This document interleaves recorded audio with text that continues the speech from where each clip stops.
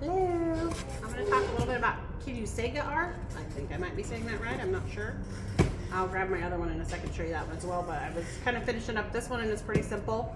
So I'm going to walk you through kind of how I choose what I'm doing and then how to get it done. So first thing is I'm going to work on, there's two pieces right here. The paper fell off. But I'm going to decide what's going to go here and what's going to go here, and then I'll show you those pieces. So I tend to look at it like I want to, you know, it's kind of some colors across from each other that are similar. It's kind of how I'm doing it. You do not have to do it that way at all, but that's what I'm doing.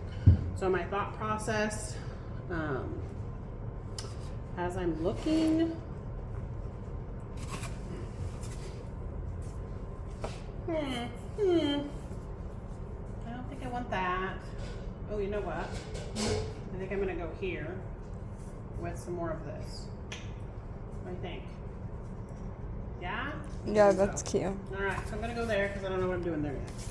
So the way you're gonna do it is you're gonna take your knife. I don't know, are you up high enough? Are you good? Mm-hmm. All right, so you're gonna take your knife, and sometimes you gotta saw a little bit at the beginning, but then you should just be able to kind of pull and slice. When I get to the edge, I kind of stand it up and make sure that, because this thing's angled, so I make sure it's like up and down. And then, I'll pick my right line here. Same thing here, get it started. And then if I have to saw too much, then chances are I need a new blade, which I very well could. Because this tends to get, there's some double-sided sticky tape right here that will be part of the prep process. So that kind of gets gunked on here sometimes after a while, so that's that. So I could use this piece for a pattern, or I could use this piece for a pattern, it doesn't really matter. But I'm gonna use that for this. So if you're using this one, just make sure you don't accidentally trace it like this, because if I trace it like that, now I have the wrong side. So don't flip this, make sure you're using it the right way, which is why I picked this up, because it's obvious which way. So then find my spot, gonna make sure that I have enough room to go around it. I might do something like this so I get the most out of my material. Or not. I'm just gonna go here. You need a little bit of a border. So that's kind of a weird spot. There we go. So I've got a little border here, a little border here. I'm gonna kind of do a similar thing here. It doesn't have to be super exciting. I got the little scissors. The big scissors are too far away at the moment. I'm just gonna kind of come through here. It doesn't have to be perfect at all. But sometimes you don't want too much, not all the time, you don't want too much that you have to poke down in. You can always put it on here and then kind of trim it a little bit once you get it on. But I'm gonna try to center it. Oh, this is a perfect one to show you because I've got an inside curve on this one. But I'm gonna have to put on in a second. And the inside curves can be a little bit tricky. So I've got it pressed on because there's double-sided stickum, so see it doesn't fall off.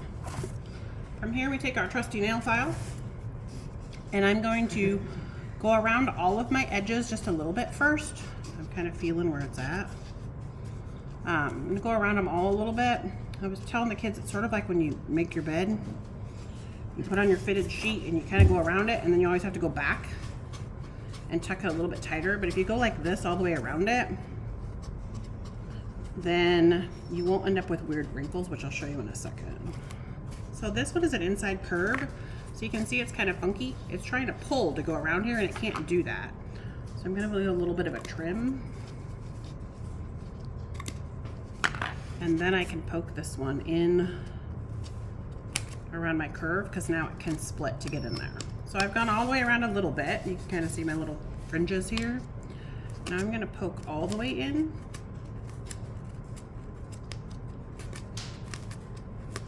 I'm gonna lose my piece right here. I don't have to have it because I got this I can use as a pattern, so sometimes I just put those away. But you want to poke it so there's no like weird little fabric-y pieces sticking up.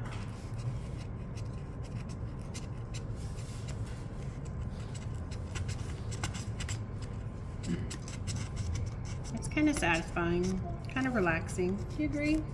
I do. Alright, I got a little weird thing going on here, so I'm gonna trim that off. I can get it in easier.